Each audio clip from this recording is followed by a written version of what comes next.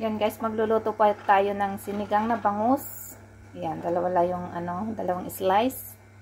Andyan yung labanos natin, white radish. Ito yung mga sangkap natin, kamatis, luya at saka sibuyas. Yan ang lalagay lang natin guys. Yan, nagpakulo na tayo ng tubig. Ang tubig natin, lalagyan po natin ng patis. Yan, yan, patis. Kunting patis lang po ang nalagay natin. Tapos ilalagay na natin lahat yung mga ingredients. Ayan, sabay-sabay na lang natin ilagay guys. Ayan.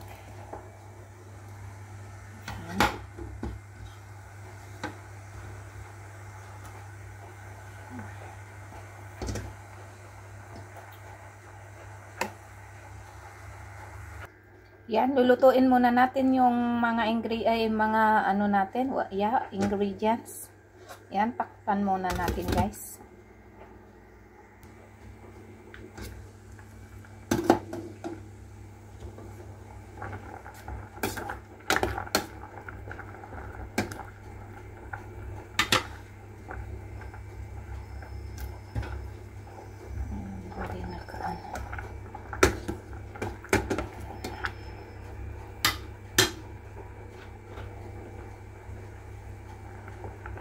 Lalagay na natin yung bangus.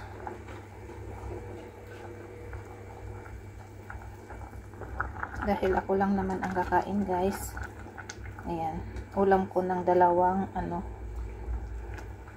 kainan na lunch. Ayan, takpan mo muna natin.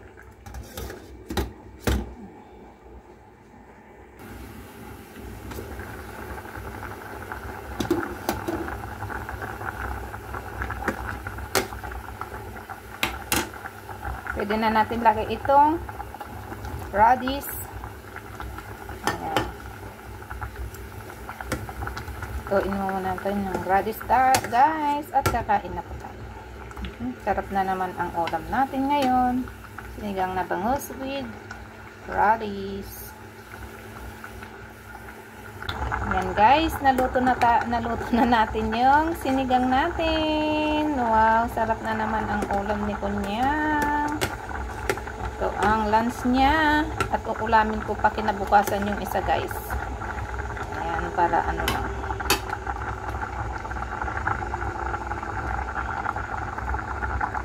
Ayan, kain na po tayo.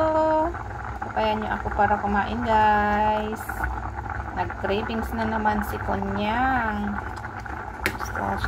Gusto kong kasi guys. Mag-ulam ng bangus, kaya bumili ako kahapon nung nag-day off ako.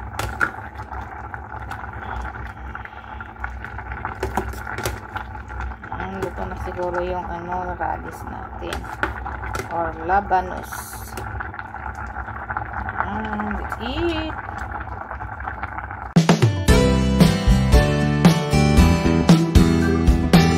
Thank you Lord for this food. Amen. Kain na po tayo guys. Ayan yung ulam natin. Sinigang na bangus. Nag-cravings na naman si Kunyang guys. Kaya bumili ako ng bangus kahapon ng day off ko. Ayan, kain na po tayo. Bangus with labanos or white radish.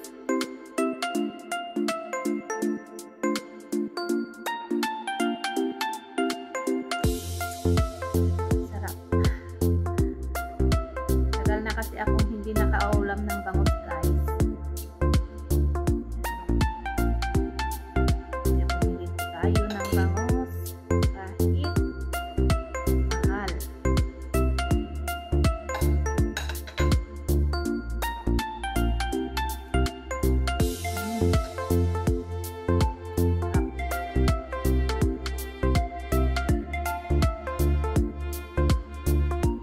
Sinigang ko lang siya sa guys, sa kamatis.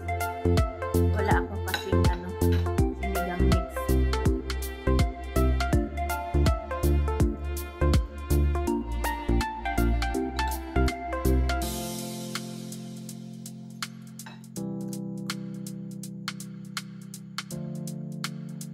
Yan, ulo.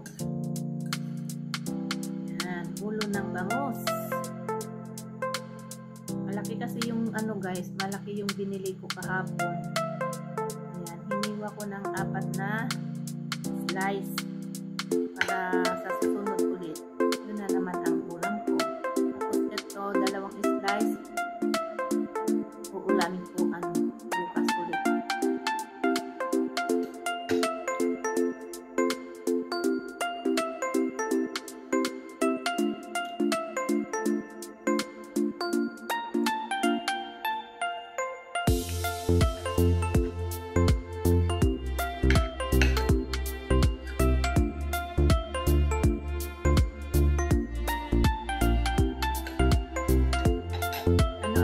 Masarap na part sa bangus na ano guys, na gusto nyo.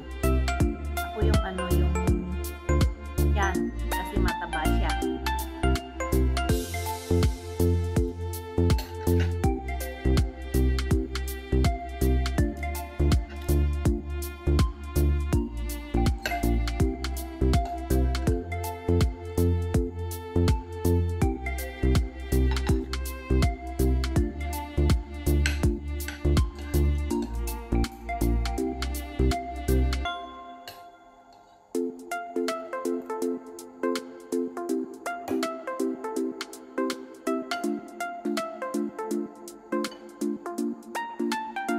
Pati luya kinakain ko guys. Masarap kasi.